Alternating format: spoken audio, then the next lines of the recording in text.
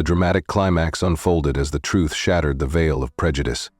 Grant's desperate accusations crumbled when Captain Morales presented irrefutable evidence proving the Jeffersons owned the jet. The tense atmosphere turned electric as onlookers who had once doubted now watched with awe. The Jeffersons, standing firm in their dignity, embodied quiet strength as Grant's arrogance withered. As the Jefferson family ascended the jet's steps, James paused, locking eyes with Grant. His gaze was not one of triumph but of resolute grace, delivering an unspoken message. Integrity always rises above injustice. The doors closed behind them.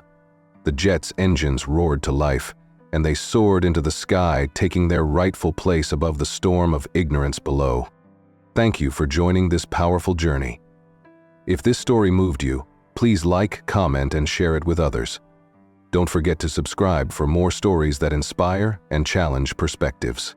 If this resonates with you, drop a 1 in the comments. I'd love to hear your thoughts. Your voice matters. The sun dipped low over Los Angeles, casting a golden glow over the polished concrete of the private jet terminal.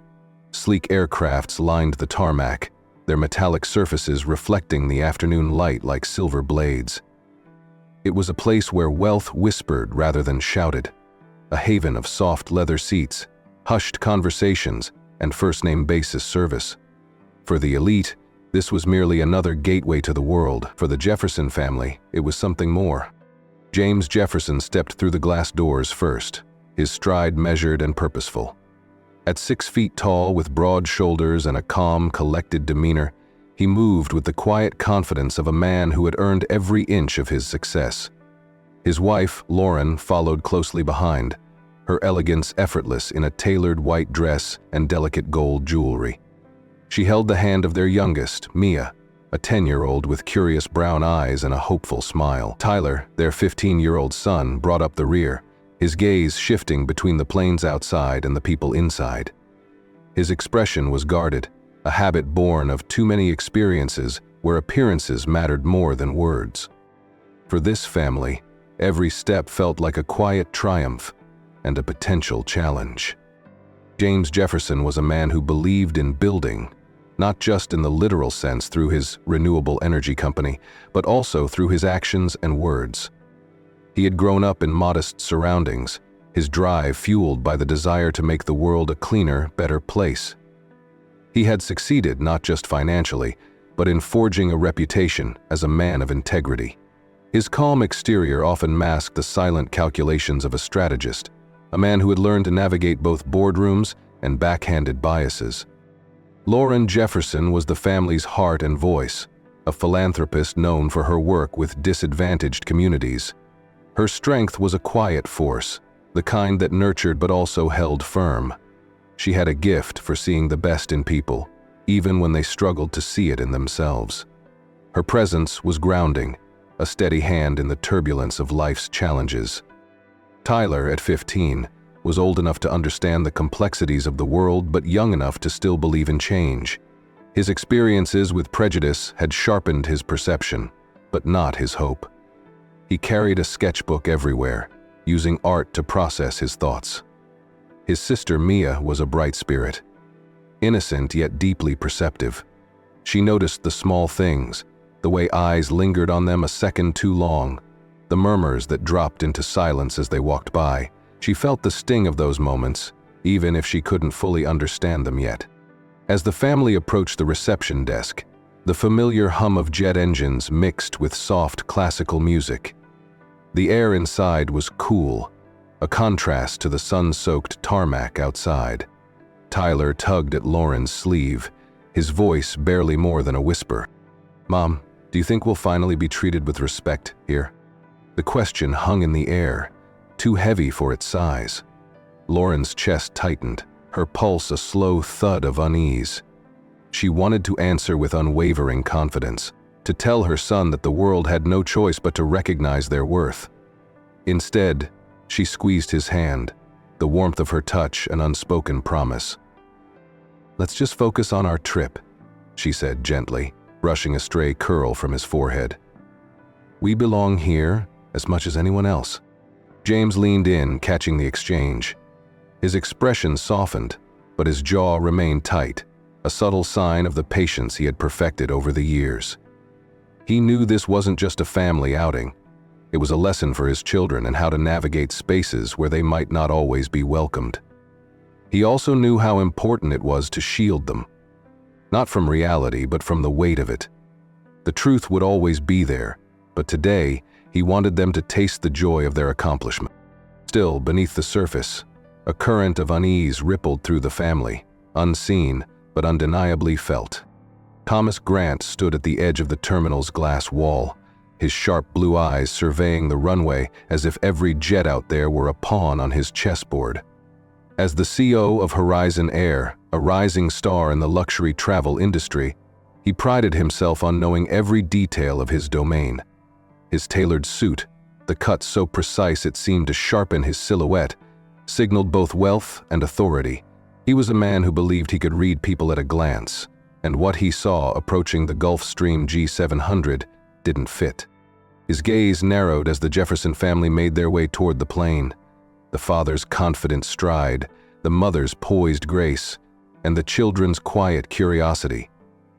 It all clashed with the story forming in Grant's mind. His internal monologue whispered sharp judgments. Families like that didn't usually charter planes like this. The private jet world was small, and he knew most of the regulars.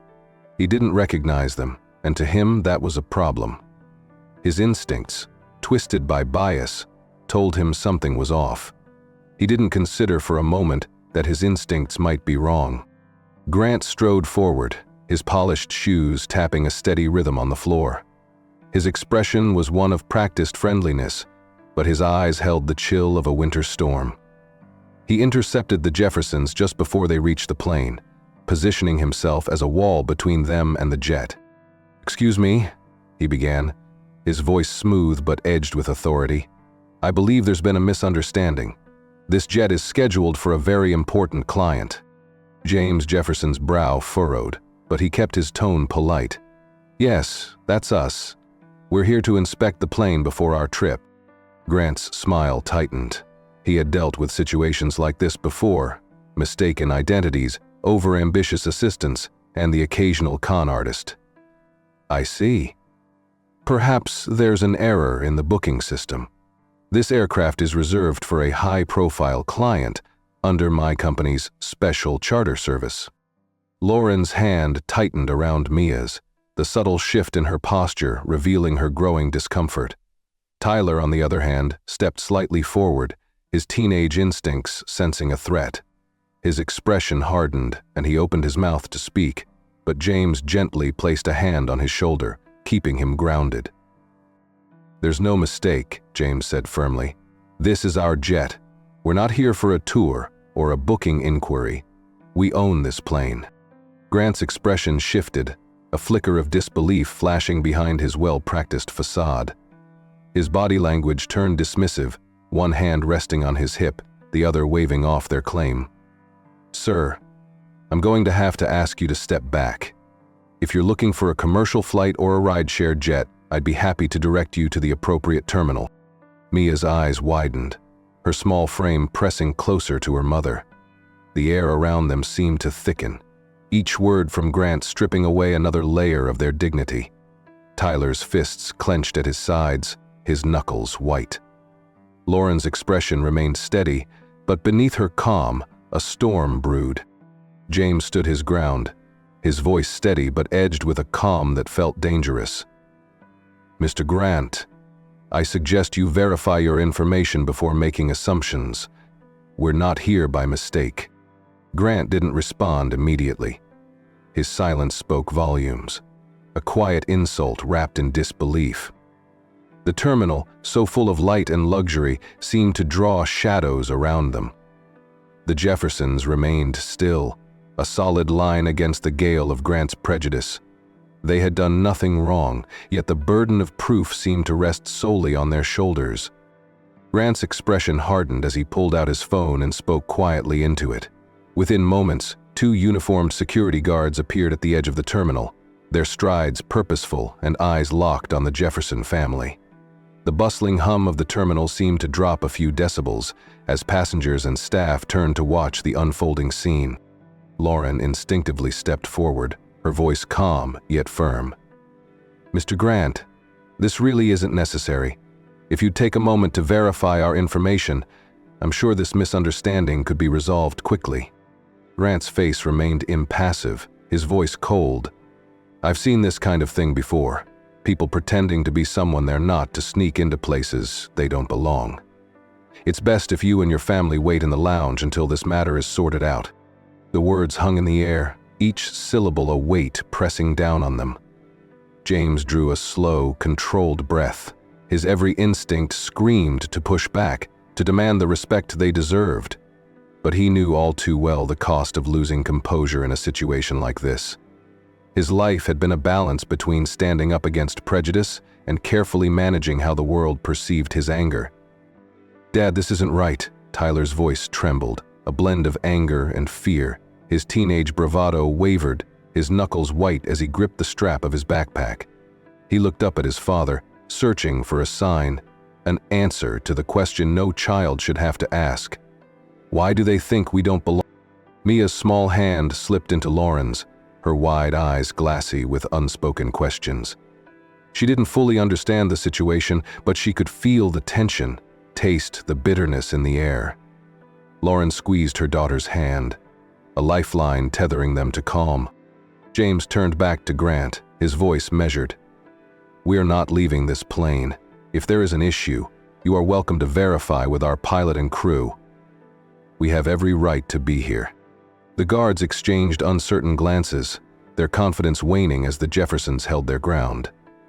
Grant's jaw tightened, his expression shifting from controlled arrogance to something sharper, more desperate. He gave a slight nod to the guards, a silent command to proceed.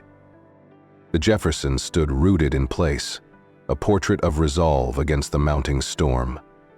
They were not just protecting their right to board a plane. They were standing against a lifetime of being told where they did and did not belong. A new figure appeared at the top of the jet steps. Dressed in a crisp pilot's uniform, Captain Morales exuded an air of authority and calm. His silver hair and steady gaze added to his aura of experience, and he surveyed the scene below with a keen, discerning eye. The guards paused, their movements hesitant as the pilot descended the steps, each of his measured strides adding to the growing tension. "Mr. Grant," Captain Morales called out, his voice clear and controlled, slicing through the thick air of accusation. "What seems to be the problem here?" Grant's expression remained hard, a slight twitch betraying his frustration. "These people are attempting to board a jet that doesn't belong to them. I'm handling it." Captain Morales drew closer, his expression a mix of professionalism and disbelief. "With all due respect, sir, these are my employers. This jet belongs to the Jefferson family." His tone remained respectful, but each word landed with the weight of undeniable truth. The shift in the atmosphere was almost tangible. Grant's expression faltered, the certainty in his posture unraveling into visible confusion. His lips parted as if to protest, but no words came. He looked from the pilot to the Jeffersons, then back to the jet, as if reality itself had shifted under his feet. The power dynamic, which had so firmly sat in Grant's hands, flipped in an instant. His voice, usually so full of command, dropped to a strained whisper. "That can't be right." But the truth hung in the air, solid and immovable, and there was nothing he could do to push it away. Around them, the terminal seemed to hold its breath. Onlookers who had watched with mild curiosity were now fully engaged, eyes wide with a mix of surprise and discomfort. Conversations halted mid-sentence. Even the staff behind the reception desk stood frozen, their fingers hovering over keyboards and phones. A middle-aged woman in a tailored suit pulled out her smartphone, her fingers quick and practiced as she hit record. She wasn't the only one. One by one, devices were raised, lenses capturing the unfolding drama. The silent judgment of the crowd shifted from the Jeffersons to Grant. His polished exterior began to show cracks, and the crowd sensed it. The whispers grew, and his carefully maintained composure slipped further with every passing second. The security guards, previously so sure of their role, now seemed out of place, their hands hovering uncertainly by their sides. The boldness in their posture faded, replaced by an uneasy stillness. One of them muttered something to the other, a question without an answer. Grant's face twisted as he struggled to process the shift. His earlier certainty had been washed away by the captain's words, leaving him stranded in his own misjudgment. The heat of embarrassment spread across his face, and he looked around for support but found only a sea of judgmental eyes. His lips pressed into a thin line, and for a moment he looked much smaller than before. A man stripped of his arrogance, left with nothing but the cold truth of his own prejudice. James felt the shift and knew it was time to move. His instincts told him to steer his family away from the spectacle, to reclaim their dignity and privacy. He reached out, his hand a gentle but firm guide on Tyler's shoulder. "Come on," he said softly, his voice meant only for his family. "Let's get on our plane." Mia hesitated, her small hand still tightly clasped in Lauren's. Her wide eyes moved from Grant to the crowd, her expression a mix of fear and confusion. "Mommy," she whispered, the words barely a breath. "Why do people think we don't belong?" Lauren knelt to her daughter's level, the cool tile floor pressing through the thin fabric of her dress. Her voice was gentle, but her words were deliberate. "Sometimes people see only what they expect to see, not what is real. But what's important is that we know who we are, and we know where we belong." The weight of her words seemed to steady Mia, and the young girl nodded, a small but powerful act of resilience. Tyler, still bristling with the energy of a confrontation cut short, drew a long breath and let it go slowly. His father's calm had always been an anchor for him, and now, more than ever, he needed it. Together, the Jeffersons turned away from the spectacle. Their steps were measured, each one a reclaiming of space and dignity. The murmurs of the crowd faded behind them, replaced by the hum of the jet's engines as they moved closer. Captain Morales remained a steady presence, walking just behind them, a quiet show of solidarity. At the base of the steps, James paused, his hand resting on the cool metal of the railing. He looked back over his shoulder, his gaze finding Grant in the crowd. For a brief moment their eyes met, one filled with shame, the other with quiet strength. And then, without a word, James led his family up the steps and into the sanctuary of their jet, leaving behind the echoes of prejudice and stepping into a space that was fully, rightfully theirs. Grant's face twisted into a mask of desperation. His mind raced, clawing for a foothold as the ground crumbled beneath him. The truth had shattered his narrative, but instead of conceding, he doubled down. His voice rose, sharp and accusing, slicing through the murmurs of the crowd. "This is a setup," he spat, pointing a shaking finger at the Jeffersons. "They must have forged the ownership documents. I demand an investigation." His words tumbled out in a frantic rush, devoid of the calm authority he once wielded. The crowd's murmurs shifted, confusion giving way to disbelief. A ripple of unease spread among the security guards. One of them hesitated, his hand resting on the radio clipped to his belt. The other guard took a step back, his confidence evaporating as the story unraveled. Still, Grant pressed on, his voice cracking under the strain. "Call the airport authorities. They're trying to steal a jet right under our noses." Tyler, who had remained silent through the storm of prejudice and presumption, snapped. His fists clenched, and his voice, filled with the raw edge of youthful anger, rang out. "Enough!" His outburst drew every eye in the terminal. "Why can't you just admit you're wrong? What more proof do you need?" His words hung in the air, raw and unfiltered. Grant recoiled as if struck, his mouth opening and closing soundlessly. The crowd stilled, the weight of the moment pressing down on them all. Tyler's chest rose and fell with quick, shallow breaths, his shoulders squared as if bracing for a blow. James moved quickly, stepping between his son and the source of his rage. "Tyler," he said softly, his voice a steadying hand in the chaos. "We don't need to prove anything to him. We know the truth." But beneath James' calm exterior, the strain showed. His usually composed expression cracked at the edges. The tension tightened around his mouth, and his hands, which held Tyler's shoulders, trembled just slightly. His calmness was a choice, a fragile construct he maintained for his family's sake. Lauren's struggle was etched into every line of her face. She fought to hold on to her composure, to maintain the shield of grace that had carried them through countless small indignities and hidden slights. But this was not a whispered insult or a passing glance. This was a public accusation, an assault on their character. Her hands tightened around Mia, who clung to her mother with both hands, her small fingers digging into Lauren's dress. The child's tears were silent, her expression one of confusion and quiet heartbreak. "Mommy, why are they so mean?" Mia's voice was barely a whisper, a fragile thread in the storm. Lauren's heart twisted, a physical pain in her chest. She smoothed Mia's hair, her touch as gentle as her voice. "Sometimes people hurt others because they are afraid. But it's not our job to carry their fear, sweetheart. We just have to hold on to love." The airport authorities arrived, their presence a new layer of tension. They approached cautiously, their expressions wary as they took in the scene. Grant moved toward them, his desperation flaring into hope. "These people are frauds. They've forged documents to steal this plane." But the authorities didn't move. They looked to Captain Morales, who had been standing by silently, a witness to the truth. He handed them a tablet, the screen displaying the legal documents, titles, deeds, and a photo of the Jeffersons alongside the jet they owned.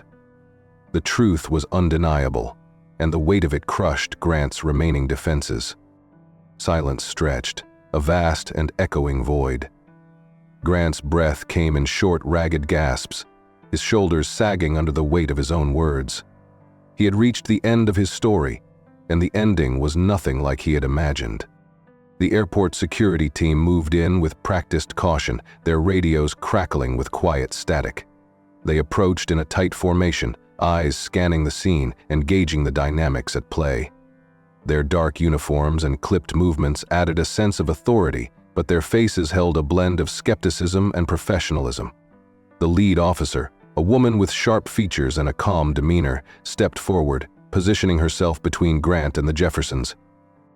"Mr. Grant," she began, her voice firm but neutral, "we received a report of a security issue. Can you explain the situation?"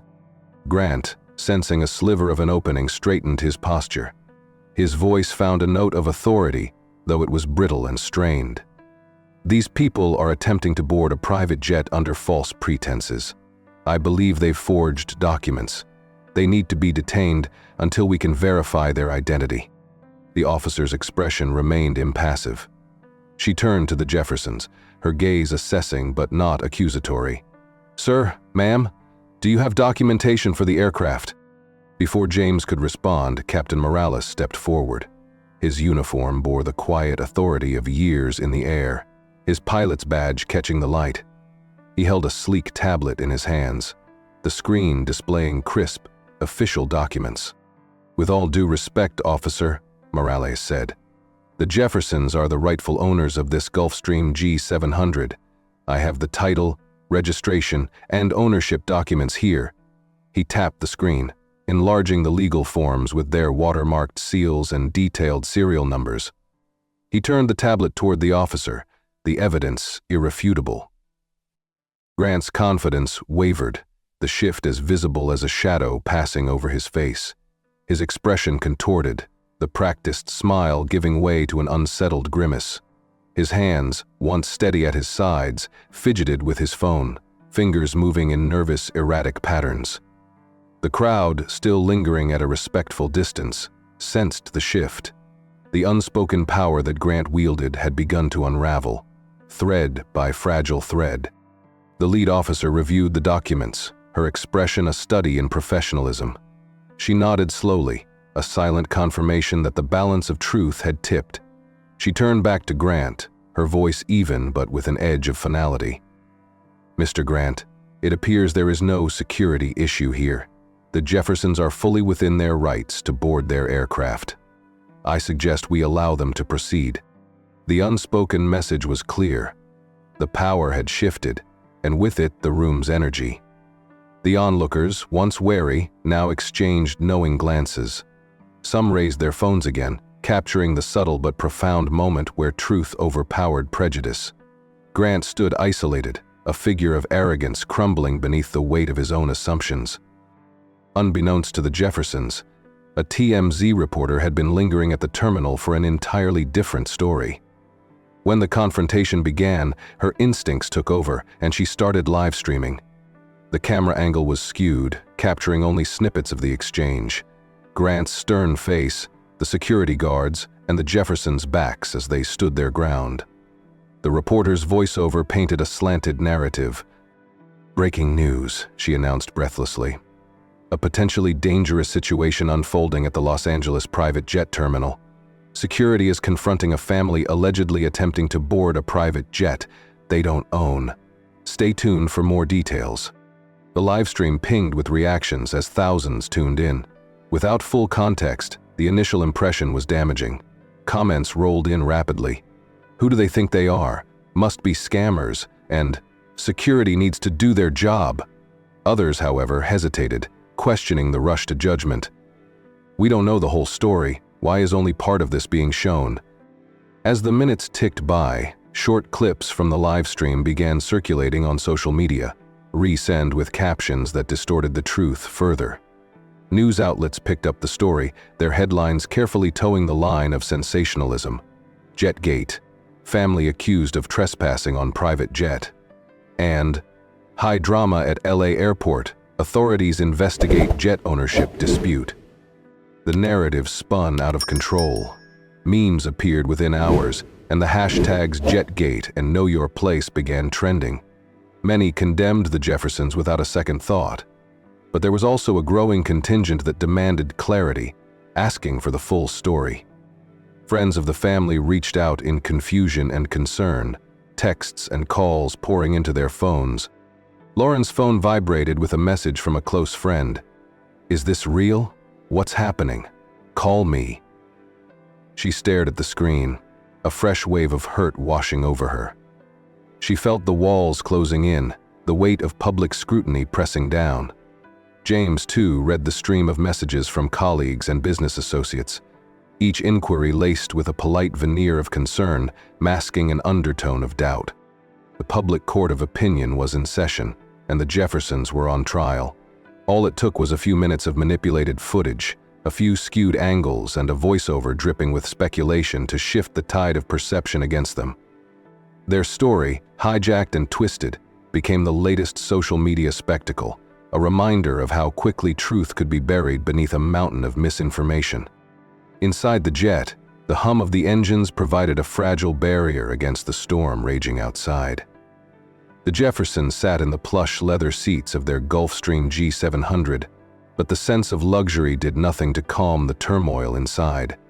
The cabin, designed as a sanctuary for long, peaceful flights, felt more like a refuge from a world that had turned hostile in an instant. Mia sat curled into a tight ball, her small frame hidden under a cashmere blanket.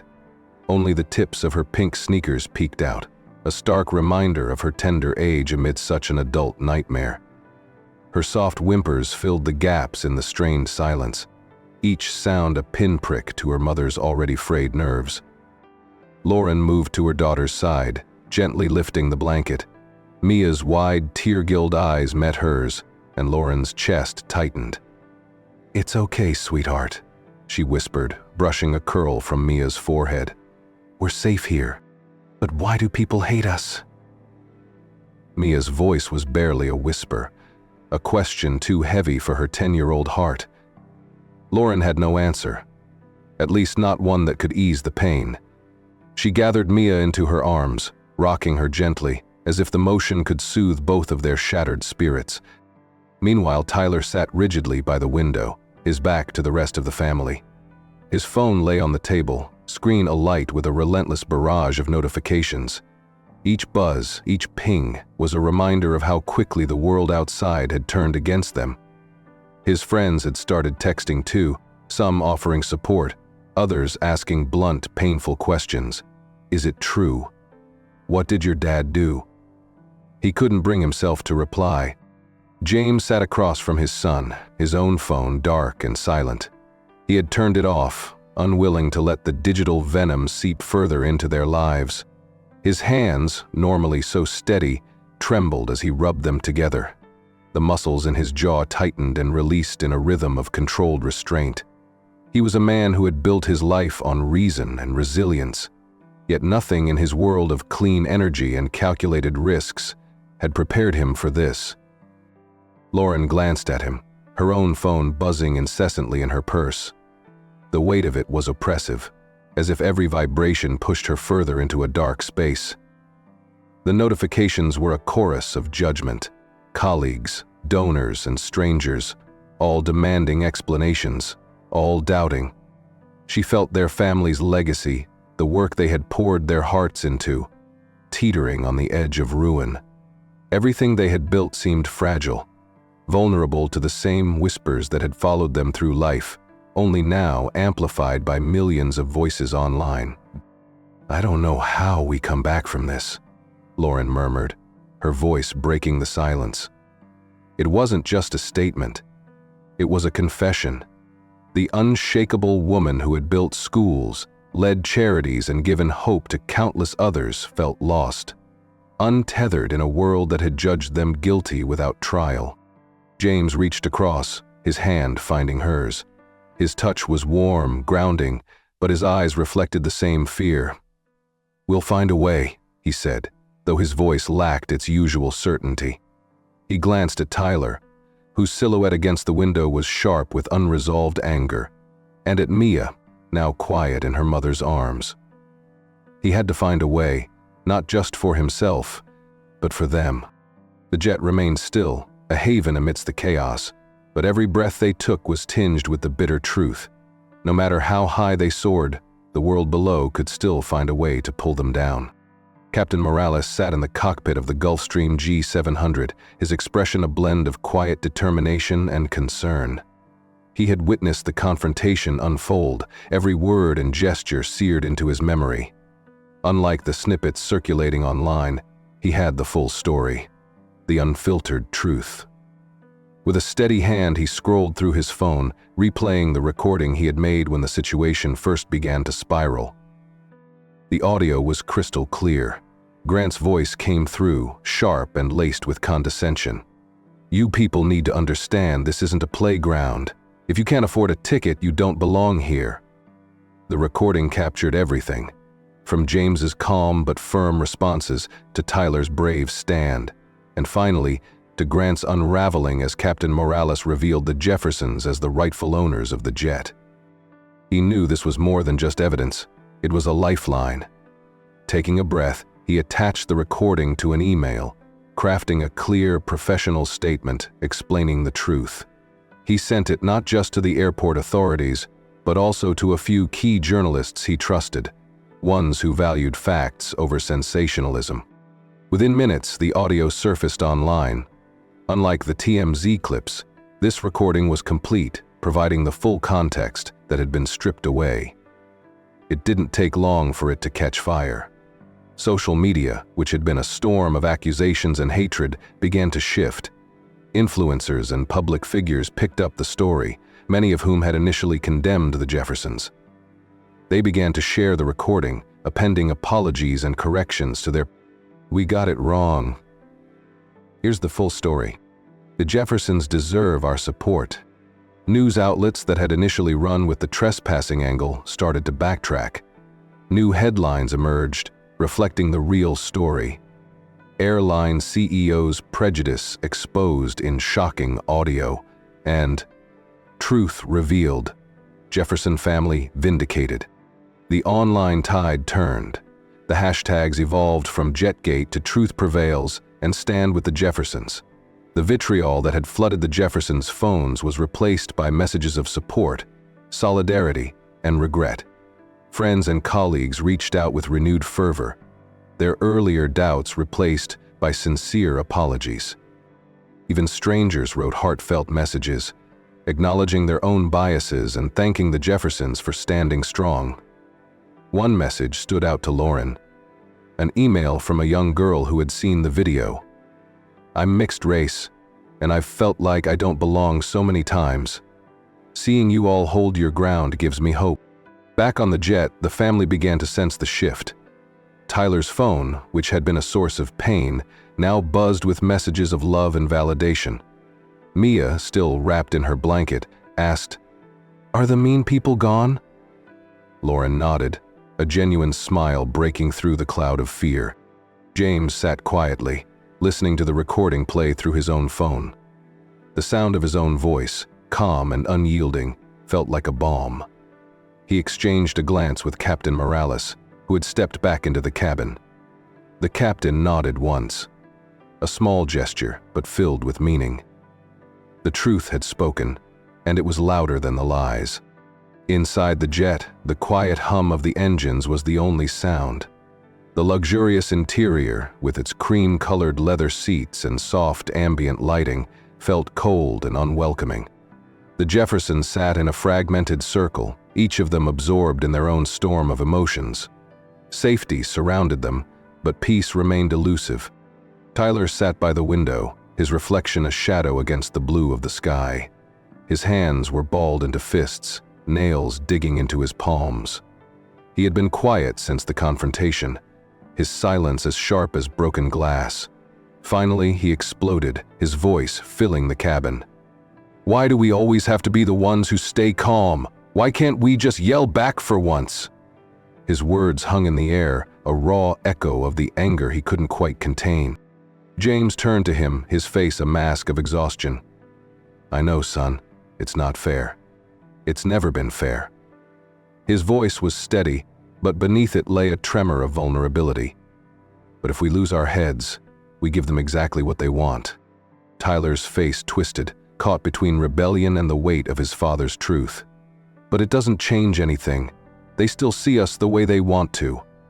He slumped back, the fight draining from him. Mia, still wrapped in her blanket, looked up with wide eyes. Her small voice pierced the silence. "Can we just go home?" Her innocence broke something in Lauren, who reached over and pulled her daughter into her arms. "I wish we could, baby. I really do." James moved closer to Lauren, their hands finding each other as if by instinct. For a moment, the world outside ceased to exist. They sat together, a family bound by love and tested by a world that often refused to see them. "We'll get through this," James whispered.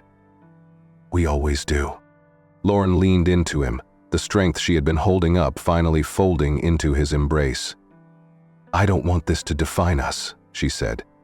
"Not for us, and not for them." She glanced at their children, both too young to bear the weight of prejudice, yet old enough to feel its sting. James nodded. "Then we turn this into something good. We take this pain and make it mean something. For them, for us, and for anyone who's ever felt like they don't belong." In the dim light of the cabin, a sense of resolve settled over them. They had been broken down, but they weren't broken. Not yet. Not ever. As they sat together, a ping sounded from Lauren's phone. She hesitated, then picked it up. A new email, the subject line clear. "Standing with you." She opened it, and her breath caught. It was from a representative of Horizon Air's main competitor, Skylink Aviation. "We've seen the full video. What happened to your family was unacceptable. If you are interested, we'd like to discuss collaborating on a new initiative, one focused on diversity and inclusion within the aviation industry. We believe your story could help drive real change. Please let us know if you'd be open to a conversation." Lauren's eyes filled with tears, but this time they weren't from hurt. She handed the phone to James, who read the message and let out a slow breath. "Maybe this is how we make it right," he said, his voice a thread of hope. Tyler and Mia watched their parents, sensing the shift in the air. It wasn't over, not by a long shot, but for the first time, it felt like the storm clouds might break. The Jeffersons had been pulled into a nightmare, but now a glimmer of light shone on the horizon. As the truth of the confrontation spread, the fallout at Horizon Air was swift and brutal. The company's board of directors, composed of steely-eyed executives and investors, convened an emergency meeting. The video released by Captain Morales had not only vindicated the Jefferson family, but also exposed Thomas Grant's behavior to a global audience. Shares of Horizon Air plummeted as the video circulated, and Boycott Horizon trended across social media. In the polished glass-walled boardroom, investors demanded answers. Their voices were sharp and their patience thin. "Our entire brand is built on luxury and respect," one investor snapped. "Grant's behavior has put millions of dollars and decades of reputation at risk." After hours of heated discussions, the board made its decision. Thomas Grant was to be suspended immediately, pending a full investigation. The official statement was careful yet firm. Horizon Air is committed to inclusivity and respect for all individuals. The actions of our CEO do not reflect our values, and we are taking appropriate measures to address this incident. But behind closed doors, the board knew they needed more than just a suspension to quell the public outcry. They needed a show of genuine accountability. And it had to start with Grant himself. When the message came through, James Jefferson read it twice to make sure he wasn't imagining it. Thomas Grant had requested a private meeting with the family. There were no elaborate explanations, just a simple statement. "I would like the opportunity to apologize in person." The family gathered around, the email open on James' phone. "What do you think?" Lauren asked, her voice cautious. "Is this real, or just another piece?" Tyler looked wary. "He just wants to save his job. He probably doesn't care about us at all." James considered his son's words. "Maybe. But if he truly wants to apologize, we should at least listen. On our terms." Lauren nodded slowly. "No cameras, no press, and no staged photos. If he's serious, he'll agree to meet us privately and without his PR team." James drafted a reply, the tone professional but unyielding. He outlined their conditions clearly. No media, no publicity, and absolute transparency. The meeting would take place in a neutral location, and if Grant attempted to use the interaction as a way to spin the narrative, they would walk away. When the reply came back, Grant's acceptance of their terms was immediate. He agreed to meet them wherever they chose, stating he would come alone. There were no disclaimers, no caveats, just a willingness to face the family he had wronged. Lauren exhaled a breath she didn't realize she was holding. Then let's see if his actions match his words. It was a step forward, not toward forgiveness yet, but toward closure. The Jeffersons had faced a storm of prejudice and public scrutiny, but now they would confront it directly, with dignity, strength, and on their own terms. The Jeffersons chose a quiet, upscale lounge in downtown Los Angeles for the meeting. The space exuded calm, with soft jazz music in the background and plush, understated decor. James and Lauren sat side by side in a curved booth, their expressions neutral but watchful. Tyler and Mia stayed with a close family friend, giving their parents space to handle the conversation with Thomas Grant. When Grant arrived, he was almost unrecognizable. The sharp edges of his tailored suits and arrogant demeanor had been replaced by a simple gray sweater and slacks. His face bore the lines of sleepless nights, and his once confident stride had softened. He approached their table with his hands visible, a subconscious sign of submission. "Thank you for agreeing to meet me," he began, his voice subdued. He sat down slowly, his movements careful, as if aware of the fragility of the moment. Grant's apology started with the expected words: regret, remorse, shame. But as he spoke, his polished veneer began to crack.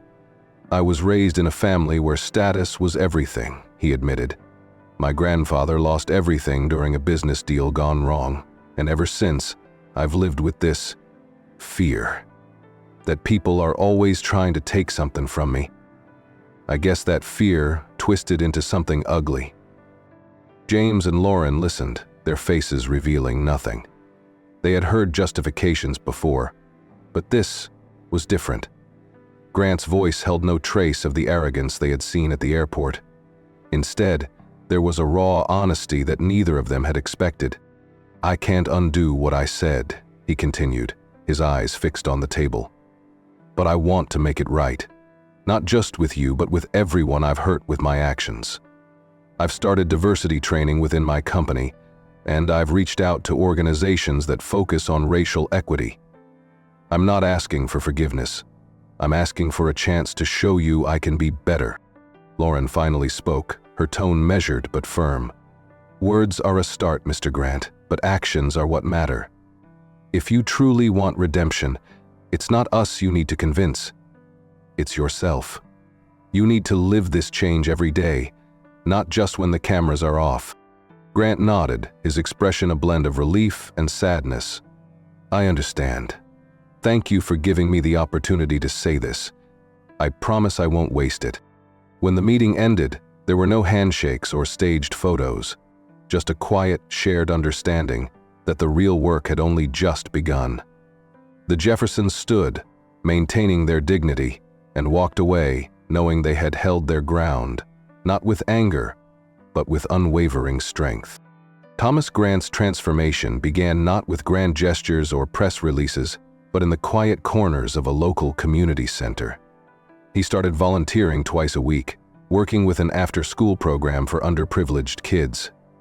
His role was small, helping with homework, organizing snacks, and playing basketball with the children. There were no cameras documenting his every move, no corporate sponsors turning his actions into a redemption campaign. It was just him, showing up day after day, learning to listen more than he spoke. He gravitated toward a group of teenagers who had experienced their own share of prejudice. Some of them had seen the viral video, recognized him immediately and avoided him at first, but over time they watched as he showed up consistently, his ego set aside, his purpose simple. He helped them study for tests, cheered them on during games, and sat with them when their worlds felt too heavy. He never spoke of his past publicly, but in the quiet moments, he would share his story with those who needed to hear it. Not as an excuse, but as a warning against letting fear turn into hatred. Meanwhile, the Jefferson family channeled their pain into purpose. Inspired by the outpouring of support and the countless stories of people who had felt invisible in elite spaces, they launched the Flight Forward initiative. The program aimed to break down barriers within the aviation industry by offering scholarships and mentorship opportunities to underrepresented groups. It wasn't just about flying. It was about providing the skills, education, and confidence needed to soar in a world that often tried to keep certain people grounded. The initiative partnered with aviation schools and major airlines, creating a clear path for young people who dreamed of careers as pilots, engineers, and airline executives. The Jeffersons used their connections to secure internships, apprenticeship programs, and even full-ride scholarships for aspiring talent. The first class of Flight Forward scholars was a mosaic of diversity. Students from different racial, socioeconomic, and cultural backgrounds, all brought together by a shared dream and a newfound opportunity. The launch event for Flight Forward was a stark contrast to the chaos of the airport incident. Instead of a viral video of prejudice, this event was a celebration of progress. The stage was filled with young faces, alight with hope, each one a testament to the power of change. Lauren stood at the podium, her voice steady as she addressed the crowd. "We could have let anger guide our response," she said, "but we chose action. We chose to create a path forward, not just for our family, but for anyone who has ever been told they don't belong." Flight Forward is not just a program. It is a promise that every young person with a dream will have the chance to see it take flight. James joined her, placing a hand on her shoulder. "In every adversity, there is an opportunity. We are here today because we believe that the best way to respond to hate is with hope. The best way to overcome barriers is to build bridges." The applause was thunderous, the room filled with a sense of possibility. Among the audience sat Thomas Grant, unrecognized and unnoticed. He had come not as a guest of honor, but as a supporter. He watched as the Jeffersons turned their darkest hour into a beacon of light for others. His own journey toward redemption was still unfolding, but this time, it was about more than saving his career. It was about finding a way to live with integrity. As the event concluded, a young girl approached Lauren, clutching a brochure for Flight Forward. Her eyes shone with the same hope that had carried the Jeffersons through their ordeal. "Do you think I could really become a pilot?" she asked softly. Lauren knelt to meet her at eye level, her voice warm and certain. "Not only can you become a pilot, but you can also become anything you want to be. And we'll be here to help you every step of the way." The story of the Jeffersons and Thomas Grant became less about a scandal and more about the transformative power of grace and accountability. Their journey was proof that even in a world quick to judge, change was possible. One choice, one action, one flight forward at a time. The sun bathed the runway in a golden glow as the Jeffersons stood at the podium, surrounded by the first class of Flight Forward scholars. Bright-eyed students, each with their own story of overcoming adversity, filled the stage. The atmosphere buzzed with hope and possibility. The Jeffersons had turned a moment of humiliation into a movement of empowerment, and this event was the embodiment of that transformation. As Lauren finished her speech, a jet soared overhead, its contrail carving a path through the clear blue sky. The crowd looked up, the symbolism clear. This was not just about planes, but about lifting lives, breaking barriers, and reaching new heights. The students watched the sky with a mix of wonder and determination, knowing that they, too, had the chance to take flight. The applause faded, and a hush settled over the crowd. James leaned into the microphone, his voice carrying both the weight of their journey and the promise of their future. "What if the first story you heard wasn't the truth?" he asked. "How often do we let assumptions cloud our judgment? Today, let this be a reminder to look deeper, listen longer, and judge less. We are all more than the labels placed upon us." As the event concluded, the Jeffersons mingled with the students, sharing stories, offering guidance, and planting seeds of inspiration. The legacy of Flight Forward had only just begun, but already its impact was taking shape in the dreams of those who had once felt grounded by circumstance. In a world where narratives can be twisted and first impressions can be flawed, the Jeffersons showed the power of perseverance, empathy, and action. They turned a platform built on prejudice into a launchpad for progress, proving that every obstacle could be a stepping stone toward change. The video fades to black, leaving viewers with a powerful message. Let's rise above prejudice and lift others as we soar to new heights. The world is full of stories. Make sure yours is one that opens doors and paves paths for others, because every dream deserves a chance to take flight.